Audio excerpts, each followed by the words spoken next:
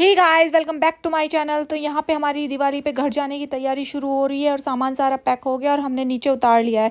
यहाँ पे हमने कैब बुक करी थी, शायद से कैब आने वाली है और उसके बाद हम यहाँ से जाएंगे सीधा एयरपोर्ट। और यहाँ से जाने में एयरपोर्ट हमें शायद लगे थे 26 to 28 मिनट्स। और इस बार सामान थोड़ा ज़्यादा है, लेकिन मेंबर 4 हैं तो इस वजह से एडजस्ट हो जाएगा। नहीं, हम हमेशा 3 होते हैं और 3 में हमारा सामान हमेशा 5-7 किलो ज़्यादा हो जाता है, जिसके ऊपर बहुत डांट खानी पड़ती है। तो यहाँ पे हमारी कैब आ गई। कैब आने में थोड़ा सा लेट हो गया था क्योंकि उसने दूसरे को ट्रांसफ़र कर दिया था जो हमने पहले की थी। और यहाँ पे हम सामान अपना सारा कैब में रख लेंगे, देन हम निकल गए एयरपोर्ट के लिए। और बीच के रास्ते की क्लिप थी जो मैंने ऐड नहीं की, फिर बिना मतलब लंबा हो जाता है। तो यहाँ पे हम एयरपोर्ट पहुँच गए हैं और हम अप्रॉक्स टाइमिंग पे ही पहुँचे थे क्योंकि इस बार थोड़ा सुबह में फ़्लाइट थी तो हमें लेट ही हो गया था, मतलब जल्दी जल्दी किया है सारा काम। उसके बाद हमने यहाँ से चेक इन करके सामान का सारा, उसके बाद थोड़ी देर के लिए नाश्ता किया एक उसमें जाके लॉज में। उसके बाद हम अपने बोर्डिंग गेट की तरफ चल दिए। दैन हम फ़्लाइट में फिर वहाँ से हमें सीधा अपना सामान वामान हमने जमा कर दिया था। जो हमारे सिर्फ बैग था जिसमें नोनी के खाने पीने का सामान था वो हमारे पास था, एक मेरा पर्स था। और उसके बाद हम अपनी फ़्लाइट में यहाँ से सीधा हम अपनी फ़्लाइट में गए। हमारी शायद एयर इंडिया, हाँ एयर इंडिया की फ़्लाइट थी इस बार। और बेंगलोर से दिल्ली तक जाने में हमें अप्रॉक्स 2 आवर्स लगे थे।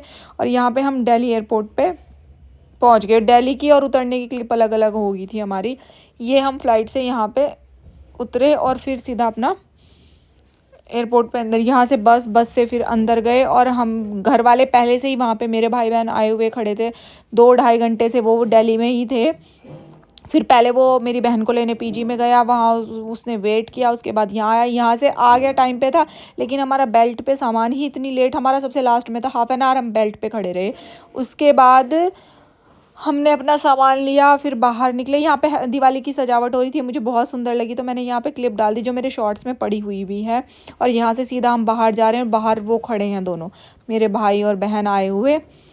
तो वो हैं और एक ड्राइवर अंकल हैं जो हमेशा रहते ही हैं हमारी गाड़ी पे। तो ये हमें लेने के लिए आ गए। अब हम यहाँ से सीधा जो नीचे पार्किंग थी वहाँ पे गाड़ी खड़ी हुई थी तो अपना सामान लेके ये और ड्राइवर भैया सामान रख रहे थे और हम यहाँ पे फ़ोटो क्लिक कराने लगे थे। और सही बताऊँ ना तो गाड़ी में ना इस बार इतना सामान हो गया था, हम मेंबर भी कुछ इसका हो गया था बहन का और कुछ मेरा। फिर यहाँ पे हम मेरठ के पास एक मॉल था, यहाँ पे रुके थे।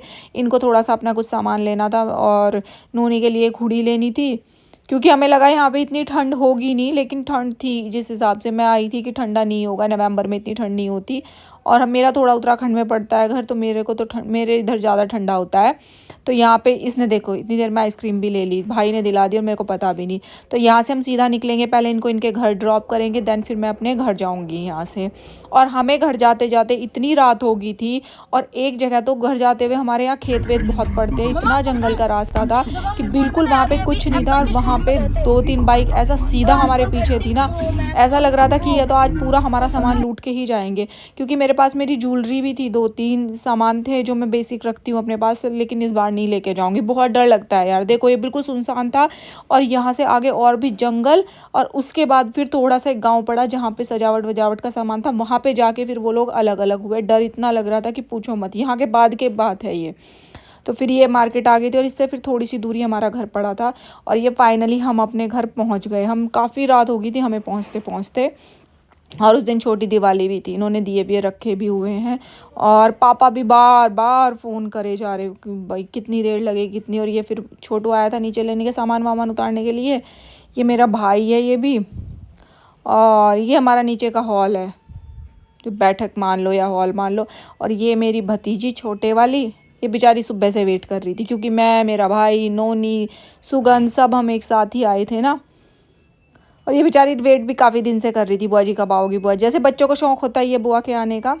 और ये देखो इन्होंने घर के क्या हाल कर रखे हैं। अभी हमारा पीछे मकान बन रहा है, जब सारे बन जाएंगे तब यहाँ पेंट भी कराना है क्योंकि इतनी बुरी दुर्गति हो रखी है ना घर की। इन्होंने सारी दीवारों पे पेंटिंग की हुई है। ये मेरी दादी हैं, ये मेरे चाचा हैं। ये पहले मेरे को और फिर मेरी उसको बहन को क्या बोलते हैं, उसे पुचकार रही थी। और ये खड़ा है पागलों की तरह यहाँ क्योंकि इसे नमस्ते करने में बहुत आलस आता है मेरे बेटे को। या फिर ये मेरी भाभी और ये लड़की है जो हमारे यहाँ रहती है, मतलब खाना वाना सब यही बनाती है, बहुत अच्छी है, बिल्कुल बहन जैसी। उसके बाद फिर मैं गई सीधा पापा के रूम में, यहाँ पापा खाना खा रहे थे। फिर और यहाँ पे भाई इतना थक गए हम, सुबह के चले हुए और गाड़ी में बैठे बैठे मेरे पैरों पे स्वेलिंग भी आ जाती है, पैर भी सूज गए मेरे पूरे के पूरे।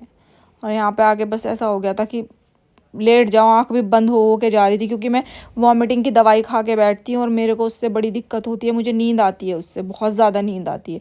ये ट्विंस हैं दोनों बाय द वे। और हम सारे ही थक गए थे क्योंकि सब दिल्ली बैंगलोर से दिल्ली तक के सफ़र में बिल्कुल नहीं थके, लेकिन दिल्ली से घर तक आते आते ना बहुत थक गए थे और ठंडा भी लगने लगा था।